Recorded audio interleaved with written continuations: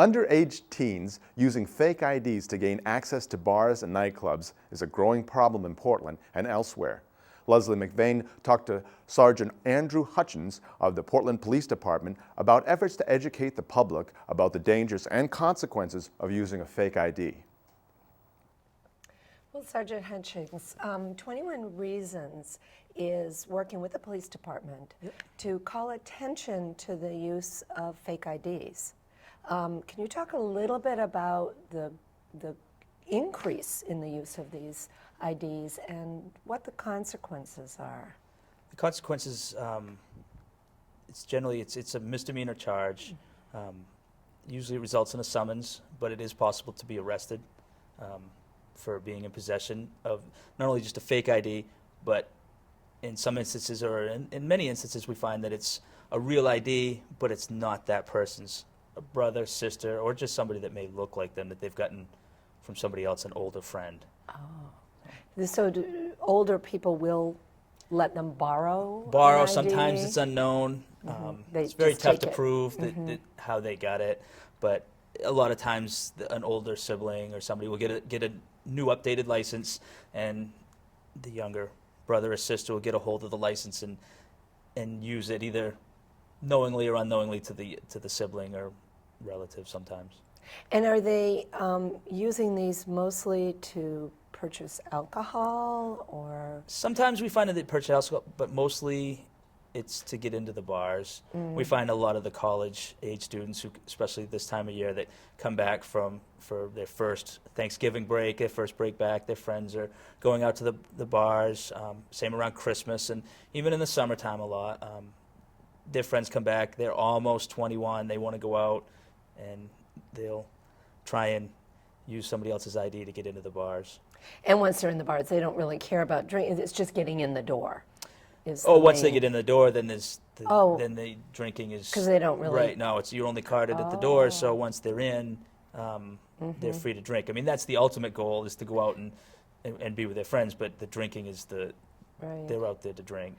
And so this starts probably middle school, kids start using fake IDs, or and on up, or is we it find a little mostly bit it's older? kids that are closer. Middle school kids are too young. I mean, it's not passable. There are some high school kids that just look older. Are there people in Portland or in the surrounding area who are making a business of making false IDs? Wow, I'm not sure about that. I would think that most of the fake IDs, that the ones that they get, are online. A lot of places are online. Really? You can go online, you download a picture, and then you put in the information, and for a fee, they'll send a license to you. Really? And that's legal? No. But it can continue online? How do you shut that down? It does. They change websites. Wow. But some of them they get around the legality issue, and if you look at the fine print on the back of an ID, it'll say for novelty use only, not to portray somebody's actual age. So they put that to cover themselves. Right, they'll use that, and they'll try and get in hoping that the doorman will either be too busy or won't look, and that doesn't work. The doormen here in the Old Port, Pretty savvy. Yeah, and a lot of them. They've been around. A lot of them have been around for a long time, and they're really good. I mean, they see so many IDs. They can tell. They're really, really sharp with most of them. Now, one of the things that you and 21 Reasons are working together is to let people know the consequences of using a fake ID. Correct. And what are some of the consequences? The consequences, if you were caught with a fake ID, it's a misdemeanor summons, which means that you'll have to go to court, and there's a minimum fine, and usually results in several $100s in fines, and it goes on your record. And if you're convicted of having that, it's not something that generally kids don't think about that when they're doing it, but may regret later when you apply for a job and you have to put that, have you ever been convicted of a crime? When you put that on your resume, especially in today's job market, that's not a positive, not at all. And does it stay on your record forever? Or is there a time limit? Yeah, I'm not sure, but it's something that you have to answer, no matter how no matter how if many you're 60 years, and you put in for a job. Have you ever been convicted of a crime? Yes. It's not a juvenile crime that's that doesn't stay with you once you turn When I 18. suppose even you're applying for federal loans or anything like Everything. that. Your mortgage Credit. when you're older.